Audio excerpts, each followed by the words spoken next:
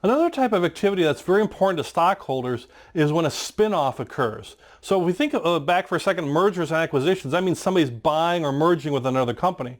A spin-off is the opposite of that. A spin-off was where you have a company, typically a larger company, and they're spinning off or selling off or creating a new division, or essentially not a new division, but a whole new company, right? And so it becomes two companies. In some cases, maybe even more than that, but usually it's two companies. So you have the one big company, and they spin off apart, and now you have maybe the big company is a little bit smaller, and you have the small other company, and you have two companies, two new companies.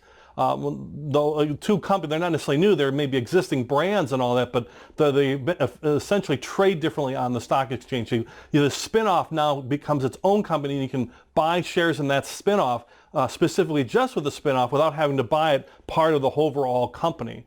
And that's the idea behind spin-offs, is looking at a couple things. And one is if you spin off a company, you might have something that's really good, but you think it could run much better and be more focused as its own company. Think of like a big conglomerate that might have, like General Electric, that has they're into banking, and they're into engines, and they're into software, and they're into consulting, and all this stuff, right? Well, maybe certain companies in there might be better if they split them off and let them run as their own company, and they were a completely separate company. So companies will split off apart if they want to have more focus, both in the parent company, the one who is the original company, and the child or the spun off company, to allow them more focus for both parent and child. Also, you can see better stock valuations, is the idea of better stock valuations, because now that they're separated, investors can invest in either company more to what they're interested in, more to their liking. Sometimes when it's one big company, people are buying that stock because it's got this one little arm to it that they like, but there's also competitors out there that might do the thing the one little part does. And they would rather if the company split up, and then people will like the big company will buy, and then people like this new small arm that could grow, they can invest in that, especially if they're almost acting like two different type of companies anyway. So they're looking for better stock valuation for both the parent and the child, as opposed to one big entity.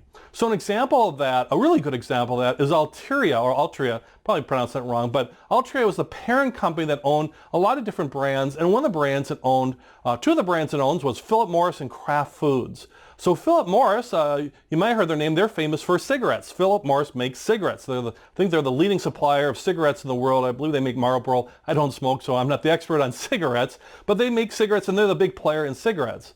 Kraft Foods makes food, different types of foods, essentially particularly known for like cheeses and things that they sell in grocery stores, cheese and markets. So if you like your macaroni and cheese, you might like Kraft macaroni and cheese. If you like cigarettes, you might like Philip Morris, Marlboro cigarettes. The thing is, they're very different, right? If you think about it, if cigarettes versus food. If I want to invest in a cigarette company that might pay a high dividend, well, then I'll invest in a cigarette company. If I want to invest in a food company, I don't want to mess with cigarettes and all that. I want to invest just in a food company. So when they're together, it makes it more troubling to invest in. And particularly, and this is a good example too, where the parent company and the founding of the company was on cigarettes, and is known for cigarettes. That's why they changed their name from Philip Morris, that owned Kraft, to Altria, to change that up a little bit. Because there's lots of people that say, I would love to own Kraft Foods. I think it's a good stock. I think it's a good market. The grocery, the consumables, the consumer package type goods, all those things. I think it's a good market. But I don't want to invest in a cigarette company. I hate cigarettes. I don't want to invest in a cigarette company.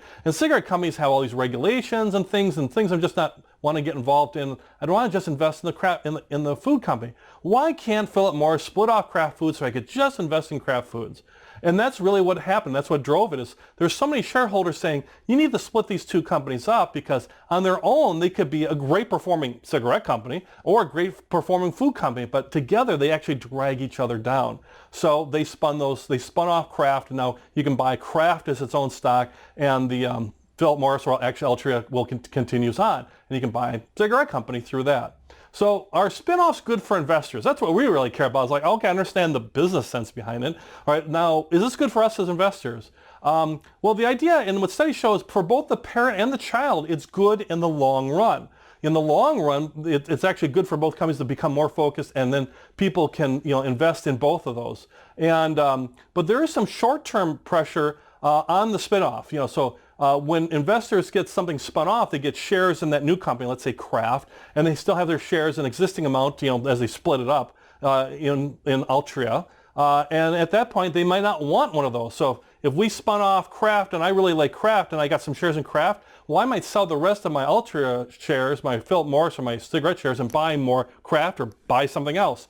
So that can exert some downward pressure on either side as they get split up, depending on what people like and as they move between the two or move completely out of the stock. So they can have some short-term, poor pressure on there. Long-term good, typically, but short-term pressure. Also, the person that's spun off, the company that's spun off, may not pay a dividend like the parent company did. The parent company might be really established, well-known, hundreds of years, who knows, and been paying a long-term dividend, but when they spin off the smaller company, that may or may not pay a dividend, which can then also exert short-term pressure, in this case, on the spinoff. If I bought the big company because I like the dividend, now a portion of my shares is in the big company, but a portion now went to the small company, I'll sell that small company and buy the rest back into the big company so I can get back to my dividend.